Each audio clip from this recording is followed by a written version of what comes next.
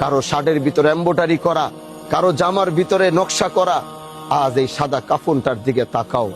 আল্লাহর কসম, আমি হানজালার এই মুহূর্তে মৃত্যু হয়ে গেলে সাথে সাথে আমার এই কালো এর শেরওয়ানিটা খুলে ওই কাপড়টাই আমাকে পরাবে, যে কাপড়ের ভিতরে না কোনো রং আছে, না কোনো ঢং আছে, না কোনো সেলাই আছে। আসো মৃত্যুটাকে স্মরণ করে যেদিন আল্লাহর পথে রওনা হব, ওদিন যেন আমার কোনো ভয় না থাকে। যেদিন আমার রবের দিকে রওনা হব, ওদিন আমার ভিতরে যেন কোনো রকম ভয় না থাকে। ইয়া আইয়াতুহান নাফসুল মুতমাইন্নাহ ইরজিই ইলা রাব্বিকি রাজিয়াতাম মারজিয়া। আমি বলবো যে আমাকে নিয়ে যাও, দেরি কেন করো?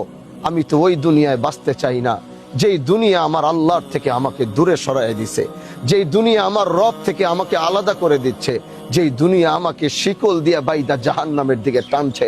আমার হয়ে গেছে, আমি আর থাকতে চাই না, তাড়াতাড়ি জানটা কবজ করো। এইরকম মৃত্যুর প্রস্তুতি যুবক হই, যুবতী হই, মুরব্বী হই, আলেম হই, ইমাম হই, স্টুডেন্ট হই, যাই হই, কৃষক হই, গরিব হই, ভ্যান চালক হই, অটো চালক হই, প্রত্যেকের মৃত্যুর সেই প্রস্তুতিটা আমরা গ্রহণ করে রাখতে পারবো তো ইনশাআল্লাহ?